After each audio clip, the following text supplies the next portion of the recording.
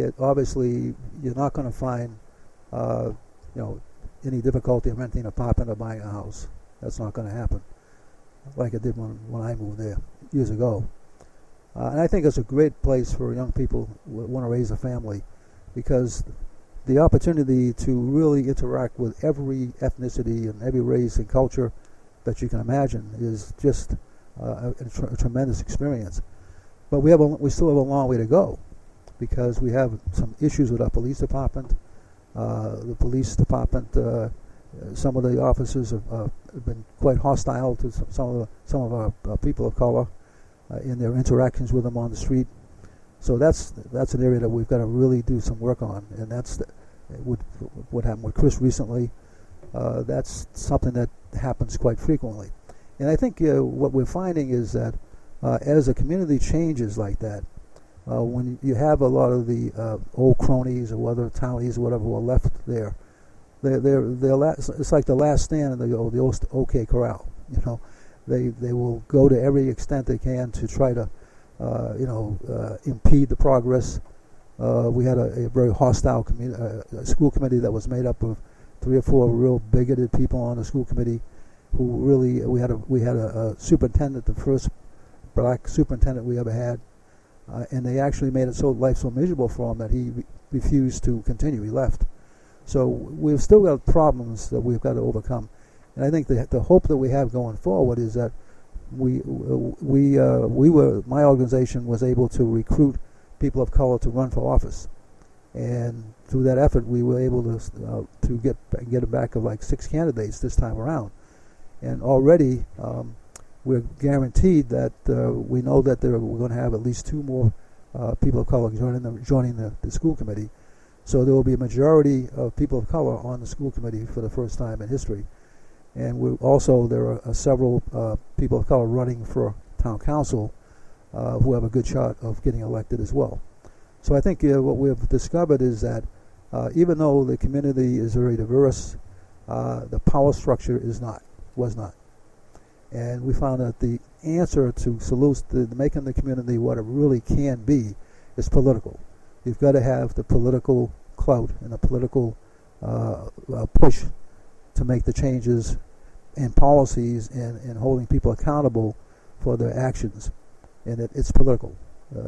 So the end of the major issue right now is having the political clout to be able to push the policy in the right direction to make the community one of the a first-class community that it can be.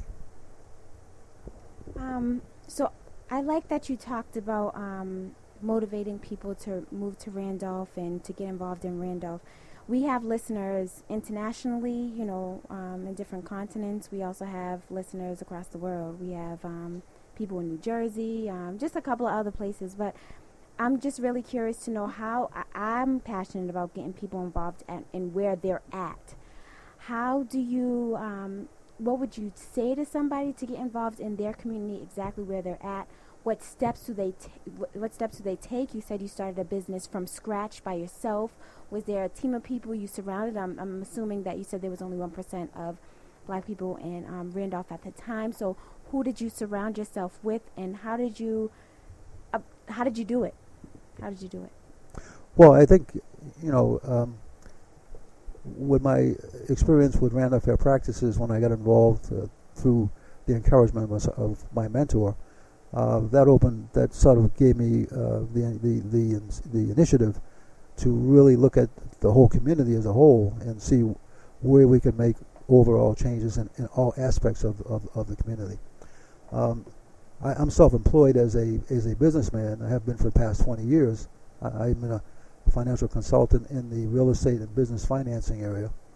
When I was hired to start the agency, the State Office of Minority Business Assistance, I simply answered a ad. A friend of mine told me about this opening, this position, and I simply sent a resume in. And for some reason, I don't know if everybody heard of Tom Atkins. He was the chief counsel for the NAACP for a number of years, but at the time he was a secretary of housing and community development. So for some reason, I will never get the answer to this, but they chose me to come in for an interview, and then they chose me for the position. I had never worked in state government before, and when I walked in the door, there was nothing there but a table and a chair. So I had to figure out a way to create this agency from scratch, and they said, just do what you want to do. So I had to use my imagination, my creativity, and whatever to sit down and just design a program along with the federal agency that was funding us to reactivate the program and to get it off the ground. So it's, and I had never done anything like this before. So the point I'm trying to make is that we really never know what we're capable of doing until the opportunity opens its door.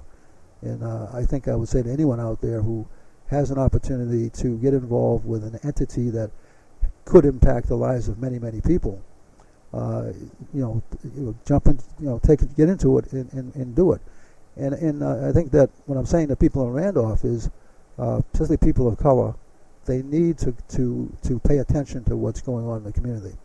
Because our community, even though it's diverse, a lot of the people who have moved there are not connected to the community. They live there, they sleep there, but they have no real connection to what's going on. They go to church in Boston, their friends are all live out of town, so they don't really pay attention to what's going on. I say anyone in any community that wants to make a change in their community needs to begin to take a look at the town council, if they have a town council government, take a look at the school system, ask questions, go to meetings, and pay attention to what's going on, and really see whether or not those agencies are functioning in their best interest. Because you'll find in many times, and especially in towns the size of Randolph, is that you'll find there are self-serving people are in power. The councilors are serving their own interest. The school committee people are really serving the interests of a few. So you have to, I think the thing you got to really do is get people to go to meetings, pay attention to what's going on, ask questions, and if they don't like what they see, organize other people to get involved. Go to the meetings and speak out, and make your statement, make your opinions heard. I've made many enemies over the past 40 years, but if things are not right and there's injustice, you have to have the courage and the fortitude to get out there and stick your neck out, because when you go to speak about something that's unjust, the people you're speaking to don't want to hear you, so you're making enemies of those folks. So you just have to have the courage and the fortitude to really kind of do what you think is right and just. Well, Mr. Harris, like I said before when I first met you, I am very grateful that you are here, just giving us the opportunity to hear your story. And just want to thank you once again, because I think it's so important for individuals to make a stand. A lot of us, we talk, but we don't put the action behind it. So we're very pleased and very thankful that you're here with us and you've put in the action behind it. So one of the things I want to ask is, going forward, is there someone that you're working with right now that is taking maybe your position to the next level? Yeah, we have a number of individuals that we have working with us in our group, and my objective is to have them take the mantle and go forward with it. I'd like to be able to create a duplicate of myself, and I think I'm making some progress in that direction. And so my ultimate objective is to replicate myself and to encourage the people that I'm working with to continue pushing forward, because if you try to do the impossible, all you can do is fail. So you can't lose anything. So I'm just really encouraging people to really kind of pay attention to what's going on, get involved, and if anybody in Randolph is listening, people, especially people of color, I'm just asking them to call me. We're looking for people. We're looking for volunteers. We're looking for people to get involved. The election is coming up in November 5th. We want people of color to come out and vote, because even though we have a large, diverse community, we only have a small turnout during local elections, and a lot of the people of color don't vote. So I'm asking every person of color in Randolph, if they hear this broadcast, is to register to vote, get involved, find out who's running. We have some great candidates of color running for office, and get behind them, and you can make a change in your community. We can make our community a model community if people would just come out and just get involved.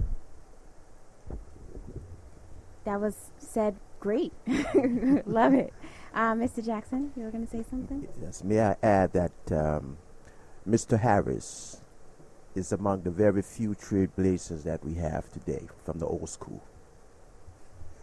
And I don't know if I can give my contact information now. Yes, of course, of course. Okay. Yes, yes. Yeah, if you want to, anybody wants to get involved, you can call me directly at 781-961-2422. And my email address is David H as in Harry 33 at Verizon.net. I'd love to hear from you. Love to get you involved. Love to bring you up to speed as to what's going on in the community, and it's our community, and we have control of our own destiny if we just get involved. Yes. So, Mr. Harris, he said it best. I mean, the main thing I took is it's impossible to do things by yourself. You must inspire others, and you just inspired me. And I hope all of our listeners, please, please, please get involved.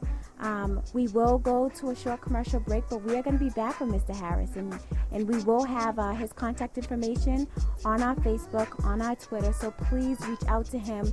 Please go out to vote. It's important not only for yourself, but for your family, for your community, everyone. So this is your girl, Bree. We'll be back with the Minority Men Show. Stay tuned.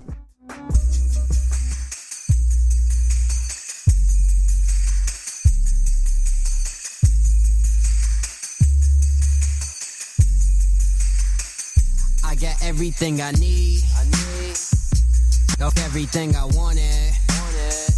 I ain't never been a St. Tropez or but I'm on it. Yeah. She said she want that Gary Coleman, cause I give her different strokes. I don't really give a fuck, I'm laughing at my own jokes. I could lose it all today, but I know I really won't, cause as long as I got my again, well, I got and now my shout outs to my homies in Rhode Island doing something. Who put their future first, but they always stay blunted. Who know that I don't smoke, so they never try to make me. Shout out to the girls that fronted on me, now that's having babies. Shout out to their baby daddies who gon' bump me in a caddy. Maybe someday I'ma have a plane or a Jane from a runway. Some say only God can judge me, but if I don't believe, tell me who the hell I have my city with me. My foes and my friends. My foes and my friends. I can't forget my down ass. Yeah, she's with me to the end. To the end. Cause I'ma put my mama in the cribbo. Tell her sit back and relax. And relax. Atlas had the world on his back, so do I. Till my city's on the map. Ayo. I was aiming for her heart. She told me X marks the spot. But when you have a mind full of treasure jewels, love becomes a tool you forgot. Yeah, that's why I be up early in the morning trying to get my feet running like I'm Usain Bolt. And a track meets coming. I'm a black sheep, actually lack sleep from it. You're a factory athlete. Millions of you frontin'. If these niggas say they real, then I'm probably faking up. I mean, if that's the shit that you feel, then I'm probably faking up. I mean, you can call me foolish. I'm probably pretty stupid, but we all can't ball, so somebody's rocking cubics. If don't rhyme my name with sorry, gotta be the fake Kari. If the only real thrill is a new Ferrari, it's apparent that you see through a transparent planet. My soul's on the line, pick it up or let it vanish. My city with me. My foes and my friends. My foes and my friends. I can't forget my down now.